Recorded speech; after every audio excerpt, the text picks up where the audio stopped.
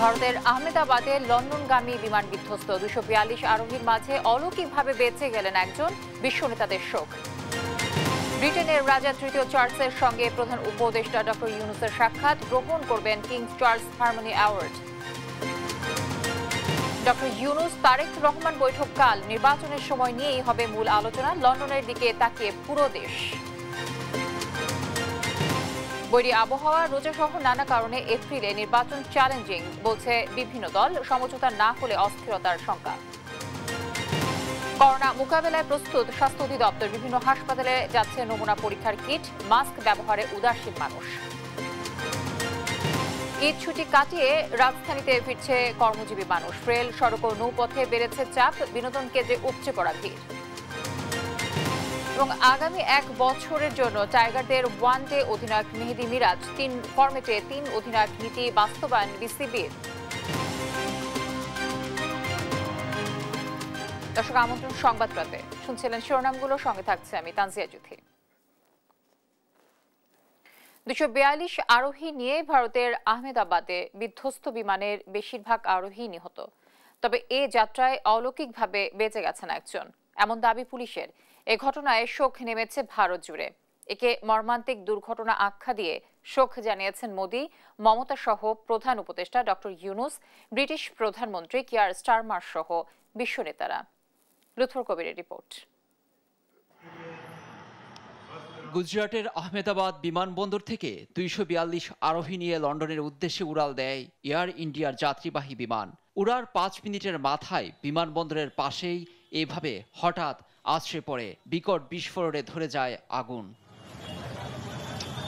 মুহূর্তেই কালো ধোঁয়ায় ছেয়ে যায় আশপাশ। বিমানটিতে ছিলেন ক্রুসহ 242 আরোহী।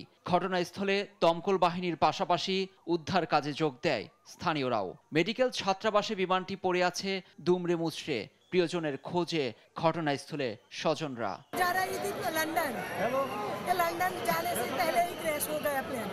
यहाँ पे जो ऑफिस से बाहर निकला तो मैंने देखा कि आवाज, जोर से आवाज आया विंग्स का, फिर पूरा धुआं भर गया। তবে এ যাত্রায় অলৌকিকভাবে বেঁচে গেছেন রমেশ বিশ্বাস কুমার নামের এক যাত্রী। তিনি বিধ্বস্ত বিমানের 11A আসনের যাত্রী ছিলেন বলে জানা গেছে। বেসামরিক বিমান চলাচল অধিদপ্তরের প্রধান ফয়েজ আহমেদ জানান, 825 ফুট উচ্চতায় পৌঁছানোর পর দুপুর 1:38 বিধ্বস্ত হয়। এটি বোয়িং সংস্থার B787 ড্রিমলাইনার বিমান। গন্তব্য ছিল লন্ডন। ফ্লাইটে 169 ভারতীয় নাগরিক, 53 ব্রিটিশ নাগরিক, 1 কানাডীয় এবং 7 জন পর্তুগিজ ছিলেন। নিজ দেশের নাগরিক নিহতে শোক জানিয়েছে ব্রিটিশ পার্লামেন্ট। ভারতে মর্মান্তিক বিমান দুর্ঘটনায় যারা ক্ষতিগ্রস্ত তাদের পরিবারের প্রতি আমার সমবেদনা। ব্রিটিশ নাগরিকদের পরিবারকে সহায়তায় জরুরি ভিত্তিতে কাজ করছে আমাদের টিম। বেসামরিক বিমান পরিবহন মন্ত্রী রামমোহন নাইডুর সঙ্গে যোগাযোগ করে ব্যবস্থা নেওয়ার নির্দেশ দিয়েছেন প্রধানমন্ত্রী নরেন্দ্র মোদী। সামাজিক মাধ্যমে পোস্টে এ ঘটনাকে হৃদয় বিদারক আখ্যা দিয়েছেন তিনি। শোক জানিয়েছেন পশ্চিমবঙ্গের মুখ্যমন্ত্রী মমতা ছাড়াও বিশ্বের অনেক দেশের সরকার প্রধান। লুৎফর কবির, নিউজ ডেস্ক, দেশ টিভি। এই প্রথম বোয়িং 787 মডেলের বিমান বিধ্বস্ত হলো। ভারতের আহমেদাবাদের এ দুর্ঘটনায় প্রাণ গেল 241 আরোহীর। 14 বছর আগে চালু এ মডেলটি এ পর্যন্ত 1 বিলিয়ন যাত্রী বহনের মাইল ফলক করেছে। এ বহরটি 50 লাখ ফ্লাইট চালিয়েছে এবং 3 কোটিরও বেশি ঘন্টা ফ্লাইট পরিচালনা করেছে। বোয়িং 787 বিধ্বস্তের বিষয়ে তথ্য সংগ্রহ করছে বোয়িং কর্তৃপক্ষ। এইচ হিমেলের প্রতিবেদনে বিস্তারিত। ভারতের আহমেদাবাদের সারদার প্যাটেল বল্লভভাই বিমানবন্দর থেকে যুক্তরাজ্যের গ্যাটউইক বিমানবন্দরের উদ্দেশ্যে উড্ডয়নে কয়েক মিনিটের মধ্যে বিধ্বস্ত হয় বোয়িং 787। বোয়িং কোম্পানি বলছে এই মডেলের বিমান প্রথম এমন দুর্ঘটনার সম্মুখীন হলো। বৃহস্পতিবার স্থানীয় সময় দুপুর 1:38 আহমেদাবাদের আবাসিক এলাকায় এ দুর্ঘটনা ঘটে। বিমানটি 825 ফুট উচ্চতায় পৌঁছানোর পর হঠাৎ নিচে নামতে থাকে। এক পর্যায়ে আগুন ধরে বিধ্বস্ত হয়। বিপদের আশঙ্কা করে এয়ার ট্রাফিক কন্ট্রোলকে মেডে কল করেছিলেন পাইলট, কিন্তু তাতেও শেষ রক্ষা হয়নি। বোয়িং বলছে তাদের তৈরি 1175টি বোয়িং 787 বিমান 50 লাখ উড্ডয়ন পরিচালনা করেছে। আকাশে উড়েছে 3 কোটি ঘন্টা। 10,000 পাইলট, 8,200 ক্যাপ্টেন ও 1100 জন সহ পাইলটের এই মডেলের বিমান উড়ানোর অভিজ্ঞতা রয়েছে বলে জানা যায়। এই দুর্ঘটনার নির্দিষ্ট কারণ এখন পর্যন্ত জানা যায়নি। এইচ হিমেল, দেশ টিভি, ঢাকা। ব্রিটেনের রাজা তৃতীয় চার্লসের সঙ্গে সাক্ষাৎ করেছেন প্রধান উপদেষ্টা ডক্টর মোহাম্মদ ইউনূস। যুক্তরাজ্য সফরে তৃতীয় দিনে এ সাক্ষাৎ অনুষ্ঠিত হয়। এ তথ্য নিশ্চিত করেছে প্রধান উপদেষ্টার প্রেস সচিব শফিকুল আলম। দিনের শুরুতে স্থানীয় সময় সকাল 11:20 থেকে 11:50 পর্যন্ত রাজা চার্লস তৃতীয়ের সঙ্গে অডিয়েন্সে অংশ নেন অধ্যাপক ইউনূস। এ সময় বাংলাদেশের সংস্কার কার্যক্রম নিয়ে কথা হয় ব্রিটেনের রাজা তৃতীয় চার্লসের সঙ্গে। এরপর স্থানীয় সময় দুপুর 1:30টায় তিনি রাজা চার্লস তৃতীয় পুরস্কার বিতরণী অনুষ্ঠানে অংশ নিয়েছেন প্রধান উপদেষ্টা। স্থানীয় সময় বিকেল 3টা পর্যন্ত এই অনুষ্ঠানে থাকবেন তিনি। বিকেল 3:30টায় তিনি হাউস অব কমন্সের স্যার লিডসে হোয়েলের সঙ্গে একান্ত বৈঠক করবেন ডক্টর ইউনূস। বৈঠকে দ্বিপাক্ষিক সহযোগিতা, সামাজিক ব্যবসা এবং জলবায়ু পরিবর্তন সহ বিভিন্ন সমসাময়িক বিষয় নিয়ে আলোচনা হওয়ার কথা রয়েছে। কিং চার্লসের সাথে আমাদের চিফ অ্যাডভাইজারের একটা ওয়ান অন ওয়ান একটা মিটিং হয়েছে। এটা একটা প্রাইভেট মিটিং ছিল। এটা ওনারা দুইজনই ছিলেন ওই মিটিংয়ে, এবং সেই মিটিংয়ে বাংলাদেশের যে একটা বড় রকমের একটা যে ট্রানজিশন হচ্ছে সেগুলো নিয়ে কথা হয়েছে। আর আমাদের চিফ অ্যাডভাইজার কিং চার্লসকে জানিয়েছেন যে তারা কি কি রিফর্ম ইনিশিয়েটিভ নিয়েছেন। কাল হাই ভোল্টেজ লন্ডন বৈঠকে মিলিত হচ্ছেন ডক্টর ইউনূস ও তারেক রহমান। বিশ্লেষকরা বলছেন ঐতিহাসিক এ বৈঠকে আগামী জাতীয় নির্বাচনের সময় নিয়েই মূল আলোচনা হবে। গণতন্ত্রের সূতিকাগার যুক্তরাজ্যে এ বৈঠক থেকেই বাংলাদেশের গণতন্ত্রে উত্তরণের দুয়ার খুলবে। রাজনীতিতে আসবে সুবাতাস, সূচনা হবে নতুন দিগন্তের। এ বৈঠকের দিকেই তাকিয়ে পুরো দেশবাসী। নাইম আফসানের রিপোর্ট। পুরো বাংলাদেশ এখন চেয়ে আছে লন্ডনের দিকে। শুক্রবার সকাল 9টায় ডরচেস্টার হোটেলে বসছে হাই ভোল্টেজ মিটিং। মিলিত হবেন বাংলাদেশের সরকারের প্রধান উপদেষ্টা ডক্টর ইউনূস ও বিএনপি ভারপ্রাপ্ত চেয়ারম্যান তারেক রহমান। রাজনীতিবিদ ও বিশ্লেষকরা বলছেন 2 ঘন্টার এই বৈঠকে মূল আলোচনা হবে আগামী নির্বাচনের সময়সূচি নিয়ে। ডক্টর ইউনূস এপ্রিলের প্রথমার্ধে দেশে জাতীয় নির্বাচন করার যে ঘোষণা দিয়েছেন তাতে আপত্তি প্রধান দল বিএনপির। লন্ডন বৈঠকেই এই সমস্যার সমাধান হবে, নিষ্পত্তি হবে সব সংকটের, এমন আশা বিএনপির স্থায়ী কমিটির সদস্য সালাউদ্দিন আহমেদের। তিনি মনে করেন বৈঠকটি হবে জাতির জন্য দিক নির্দেশনামূলক।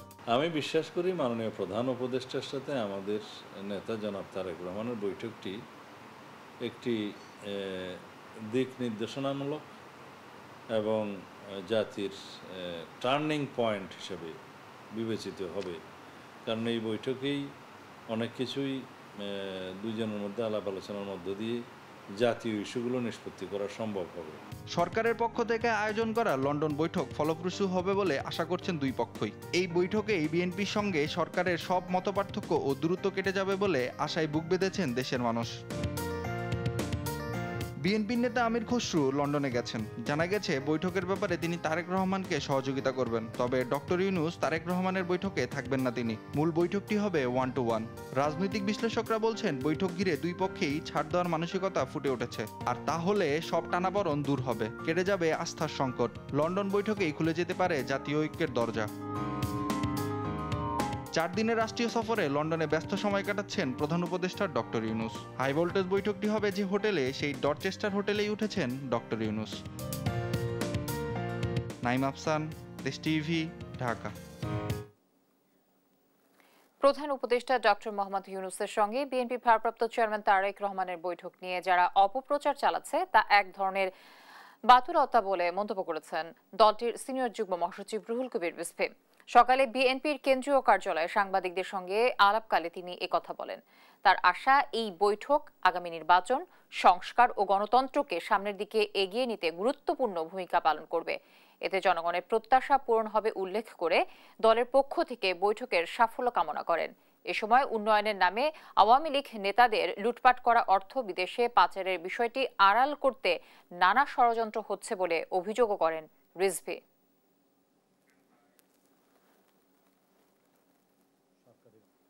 যে বিষয়গুলি এখন ডিসকোর্স সারা বাংলাদেশে, এগুলোর মানে একটা সমাধান বেরিয়ে আসবে বা এগুলো নিয়ে একটা মূল বার্তা সেখান থেকে আসবে, এই প্রত্যাশা মানুষ করছে। তো আমাদেরও সেই প্রত্যাশা। এটা খুবই উচ্চ পর্যায়ের একটি বৈঠক। এপ্রিলের প্রথমার্ধে জাতীয় নির্বাচন করতে নানা চ্যালেঞ্জে পড়তে হতে পারে সরকারকে, বলছেন রাজনীতিবিদ ও রাজনৈতিক বিশ্লেষকরা।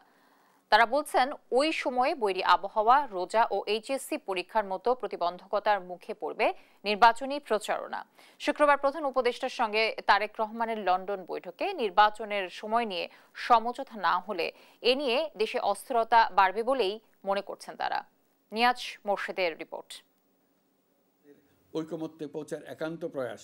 জাতির উদ্দেশ্যে ভাষণে গেল 6 জুন প্রধান উপদেষ্টা ডক্টর ইউনূস ঘোষণা করেছেন, এপ্রিলের প্রথমার্ধের কোনো একদিন হবে জাতীয় নির্বাচন। 2026 সালের এপ্রিলের প্রথমার্ধের যে কোনো একটি দিনে অনুষ্ঠিত হবে। তবে এতে আপত্তি জানিয়ে ডিসেম্বরের মধ্যেই নির্বাচন চেয়েছে বিএনপি সহ 53টি রাজনৈতিক দল। তারা বলেছে, সংস্কার ও বিচার কার্যক্রম চলমান রেখেই নির্বাচন সম্ভব। এপ্রিল নির্বাচনের জন্য উপযুক্ত সময় নয়। এ সময় কি কি সমস্যা হতে পারে জানালেন বিএনপির স্থায়ী কমিটির সদস্য সালাউদ্দিন আহমেদ। সবসময় ফেব্রুয়ারির পরে পাবলিক পরীক্ষা থাকে, তারপরে আবহাওয়া ঠিক থাকে না। বিশেষ করে এপ্রিল থেকে শুরু হয়। বাংলাদেশে ঘূর্ণিঝড়ের যত ইতিহাস আছে এটা এপ্রিল মাসেই হয়েছে। যেহেতু সংস্কার বিচার এগুলো কোনো সমস্যা নয়, এগুলো চলবে চলমান প্রক্রিয়া, সুতরাং আর কোনো অজুহাতে নির্বাচন ডিসেম্বরের পরে পিছানোর আমরা কোনো কারণ খুঁজে পাইনি। এপ্রিলে বৈরী আবহাওয়া থাকে, এর আগে রমজান মাস ও এইচএসসি পরীক্ষা, তাই ডিসেম্বরের আগেই জাতীয় নির্বাচন করার দাবি সিপিবির এই নেতার। এপ্রিল মাস এটা খেয়াল করলে আমরা দেখব যে আগামী বছর জানুয়ারির পরপরই আমাদের দেশে শবে বরাত, রমজান, পরীক্ষা এবং তারপরে আবহাওয়ার যে বৈরী পরিস্থিতি থাকবে, তাতে করে নির্বাচনের জন্য এটা কোনো উপযুক্ত সময় বলে আমরা মনে করি। আর রাজনৈতিক বিশ্লেষকরা বলছেন, সব পক্ষ একটু ছাড় দিলেই দেশের এই সংকট কাটিয়ে ওঠা সম্ভব। জুলাই গণহত্যার বিচারের ধীরগতির সমালোচনাও করেন তারা। সেরকম অন্তর্বর্তী সরকার মন্থর গতি যেটা আমরা দেখতে পাচ্ছি সেটাকে এক্সপিডাইট করা, যেরকম বিচারে যে প্রসেস চলছে, আমি তো মনে করি যেটা শুভঙ্করের ফাঁকি চলছে। শুক্রবার ডক্টর ইউনূসের সঙ্গে তারেক রহমানের লন্ডনে বৈঠকে এসব সংকটের সমাধান হবে বলে আশা করছেন সবাই। আর এখানেও সমঝোতা না হলে দেশে অস্থিরতা আরও বাড়বে বলছেন এই বিশ্লেষক। প্রফেসর ইউনূসের সঙ্গে সমঝোতা না হয়, বিএনপি যদি আন্দোলনে যায়, বিএনপি আন্দোলনে গেলে পরে অন্যান্য পলিটিক্যাল পার্টিগুলি যে যার এজেন্ডা নিয়ে নেমে পড়বে। বাংলাদেশ কমপ্লিটলি ডিস্টেবিলাইজড হয়ে যাবে, অস্থিতিশীল হয়ে যাবে। শুধু নির্বাচন বা রাজনৈতিক সংকটই নয়, লন্ডন বৈঠকে দেশে চলমান সব সংকট কেটে যাবে সে প্রত্যাশাই পুরো জাতি। নিয়াজ মোর্শেদ, দেশ টিভি, ঢাকা। দেশে করোনা পরিস্থিতি মোকাবেলায় প্রস্তুত স্বাস্থ্য অধিদপ্তর। চাহিদা অনুযায়ী দেশের বিভিন্ন হাসপাতালে সরবরাহ করা হচ্ছে করোনা পরীক্ষার কিট। আতঙ্কিত না হয়ে স্বাস্থ্যবিধি মেনে চললেই সংক্রমণ প্রতিরোধ সম্ভব বলে মনে করেন বিশেষজ্ঞরা। এদিকে সংক্রমণ এড়াতে মাস্ক ব্যবহার সহ সতর্কতার বিষয়ে উদাসীন সাধারণ মানুষ। বিমানবন্দর, রেল স্টেশন, মেট্রো রেলে দেখা যায়নি কোনো পদক্ষেপ। ফজলা আদিত্যের প্রতিবেদন। বিশ্বে নতুন করে বাড়ছে করোনা সংক্রমণ। আগের তিক্ত অভিজ্ঞতায় ক্ষয়ক্ষতি এড়াতে দ্রুত প্রয়োজনীয় পদক্ষেপ নিচ্ছে স্বাস্থ্য অধিদপ্তর। হঠাৎ সংক্রমণ বেড়ে যাওয়ায় বিভিন্ন হাসপাতালে শুরু হয় নমুনা পরীক্ষা। বৃহস্পতিবার সকাল থেকে নমুনা পরীক্ষার কিট সংগ্রহে স্বাস্থ্য অধিদপ্তরে জড়ো হতে থাকে হাসপাতাল কর্তৃপক্ষ। সবার মুখেই ছিল চাহিদা অনুযায়ী কিট না পাওয়ার অপেক্ষা। সব জায়গাতেই চাহিদা আসতেছে, একটু সংকট আছে, এটাই বলছে তারা। এই বিষয়ে অধিদপ্তরের সংক্রমণ রোগ নিয়ন্ত্রণ শাখার পরিচালক অধ্যাপক ডাক্তার হালিমুর রশিদ জানান, পর্যাপ্ত কিট মজুদ রয়েছে, তবে হাসপাতালের সক্ষমতা অনুযায়ী সরবরাহ করা হচ্ছে। যে হাসপাতাল 100টা বা 1000টা বা 5000 ডিমান্ড দিচ্ছে, সেই গত এক বছরে কটা পরীক্ষা করছে সেটা দেখলে আমার ডিমান্ড বুঝতে পারবো। সব হাসপাতালকে ইনস্ট্রাকশন দেওয়া হয়েছে আপনাদের হাসপাতালে করোনার জন্য আলাদা বেড ডেডিকেট করে রাখতে। এদিকে রাজধানী মহাখালীর করোনা ডেডিকেটেড হাসপাতাল পরিস্থিতি মোকাবেলায় প্রস্তুত। 9 জন রোগী ভর্তির কথা জানিয়ে হাসপাতালটির পরিচালক বলেন, গেল সপ্তাহের তুলনায় আনুপাতিক হারে বাড়ছে রোগী। আমরা যেহেতু ডেডিকেটেড কোভিড-19 আমাদের বেশ কিছু কিট ছিল এবং স্বাস্থ্য অধিদপ্তর আজকেও আমাদের বেশ কিছু কিট দিচ্ছে। এখন থেকেই যদি তারা কোভিড প্রোটোকল বা প্রিভেনশন মেজার নাই, যদি স্প্রেডটা মানে লাখ লাখ লোকের না হয়, then we are very much capable to deal with it. Corona প্রতিরোধে স্বাস্থ্য অধিদপ্তর মাস্ক ব্যবহার, জনসমাগম পরিহার সহ নানা পরামর্শ দিলেও সচেতন নয় সাধারণ মানুষ। সরকারি সেবা প্রতিষ্ঠান, মেট্রো রেল, বিমানবন্দর কিংবা স্টেশনের যাত্রী কর্তৃপক্ষ কেউই মানছে না নির্দেশনা। করোনা বাড়তেছে, মাস্ক ব্যবহার করতে এর বিকল্প নাই, এরকম কিছু বলে নাই। আসলে হঠাৎ করে এই নির্দেশিকা দেওয়া তো মানে মাস্ক সাথে নেই, পরবর্তীতে পড়ার চেষ্টা করব। করোনা আমি তো ডোজ দিয়ে রাখছি, 3টা ডোজই দিছি, তো সেই হিসাবে চিন্তা করলাম যে ডোজ দিতে তো কোনো সমস্যা নাই। সবগুলোতে আমরা দেখানোর চেষ্টা করতেছি যে করোনা এড়াতে সবাই যাতে মাস্ক ব্যবহার করে, এই মেসেজটা আমরা দেওয়ার চেষ্টা করতেছি। সচেতন মহল বলছে, প্রথম থেকেই স্বাস্থ্য সুরক্ষা মেনে না চললে আবারও ভয়ঙ্কর হয়ে উঠতে পারে ভাইরাসটি। ফজলে আদিত্য, দেশ টিভি, ঢাকা। দেখছেন সংবাদ রাত। সড়ক, রেল ও নৌপথে বেড়েছে ঈদ শেষে কর্মস্থলে ফেরা মানুষের চাপ। রেলযাত্রা স্বস্তির হলেও সড়কপথে বাড়তি ভাড়া আদায়ের অভিযোগ করেন যাত্রীরা। এদিকে সদরঘাট দিয়ে লঞ্চে স্বস্তিতে ঢাকায় ফিরছে দক্ষিণাঞ্চলের মানুষ। নৌপথে বাড়তি ভাড়া আদায়ের জন্য সরকারের নজরদারির অভাবকেই দুষছেন যাত্রীরা। সাবরিনা মজুমদারের প্রতিবেদন। হাতে লাগেজ, চোখে ক্লান্তি, পরিবারের সাথে ঈদের আনন্দ আর গ্রামের স্মৃতি বুকে নিয়ে তিলোত্তমা নগরীতে ফিরতে শুরু করেছে মানুষ। কর্মের তাগিদে আবারও ছুটতে হচ্ছে কর্মব্যস্ত নগর জীবনে। বৃহস্পতিবার সকাল থেকে কমলাপুর রেলওয়ে স্টেশনের বিভিন্ন গন্তব্য ট্রেন এসে থামে। ছুটি শেষ হয়ে আসায় অনেকেই ফিরছেন রাজধানীতে। ফিরতি যাত্রা সার্বিকভাবে স্বস্তিদায়ক বলছেন যাত্রীরা। ট্রেনটা ছাড়ছে তো কোনো ভোগান্তি হয় নাই। লোকাল যাত্রী ওইভাবে ওঠেনি, সবাই সিটেই উঠেছে। আলহামদুলিল্লাহ নিরাপদে আসতে পেরেছি। লম্বা ছুটি থাকায় অনেকেই ঢাকায় ঈদ করে এখনো যাচ্ছেন বাড়ি কিংবা বেড়াতে ছুটছেন ঢাকার বাহিরে। অনেকদিন আমরা ছুটি পেয়েছি, সেই কারণে আমি আমার ফ্যামিলির সাথে ঘুরতে যাচ্ছি। আমি ঈদে ঘুরতে যাচ্ছি, আমার খুব ভালো লাগছে। আমরা এখন বেড়াতে যাচ্ছি আমার ফুফুর বাসায়। একই চিত্র বাস টার্মিনালগুলোতেও। যাত্রীরা ফিরছেন কুড়িগ্রাম, বরিশাল, ময়মনসিংহ, গোপালগঞ্জ সহ দেশের নানা প্রান্ত থেকে। বাড়ি ফেরা যাত্রীদের কিছুটা চাপের সুযোগে বাড়তি ভাড়া আদায় করতে দেখা গেছে 21 এক্সপ্রেস সহ কয়েকটি পরিবহনকে। দায় স্বীকার করে পরিবহন সংশ্লিষ্টরা বলছেন, ঈদ উপলক্ষে বাড়তি ভাড়া আদায় করছেন তারা। আমরা এদিক থেকে যাত্রী পাচ্ছি না, ওদিক থেকে যাত্রী আসছে, এই জন্য আমরা 50 টাকা বাড়তি নিয়েছি। বাড়তি ভাড়ায় যে 50 টাকা করে বেশি নিচ্ছে সবার কাছ থেকে। ঈদের সময় নর্মালি ভাড়া থাকে হচ্ছে 300 টাকা দোয়াবাঙ্গা থেকে ঢাকায়, আর ঈদের সময় হচ্ছে তারা 100 টাকা বেশি নেয়। এদিকে দেশের দক্ষিণাঞ্চলের জেলাগুলো থেকে লঞ্চ যোগে ঢাকায় ফেরা যাত্রীর চাপ বেড়েছে। সদরঘাটে নৌযাত্রা ব্যবস্থাপনা যাত্রীরা সন্তোষ জানালেও রয়েছে বাড়তি ভাড়া আদায়ের অভিযোগ। টিকিটের ভাড়াটা একটু বেশি নিচ্ছে, 250 টাকা টিকিট নিচ্ছেন, আর এমনি মানে খুব চাপ বেশি, এটার জন্য একটু দেরি করে আইছে লঞ্চ। সুরেশ্বর থেকে লঞ্চে আসছি, ওখানে টাইম মতোই ছাড়ছে এবং ঠিক টাইম মতো এখানে পৌঁছেছে, এরকম কোনো ঝামেলা হয় নাই। তবে করোনা ভাইরাসের সংক্রমণ বাড়ায় ঈদের ফিরতি যাত্রায় মাস্ক পরার অনুরোধ জানানো হলেও কম সংখ্যক যাত্রী মানে নির্দেশনা। সাবরিনা মজুমদার, দেশ টিভি, ঢাকা। দেখছেন সংবাদ রাত।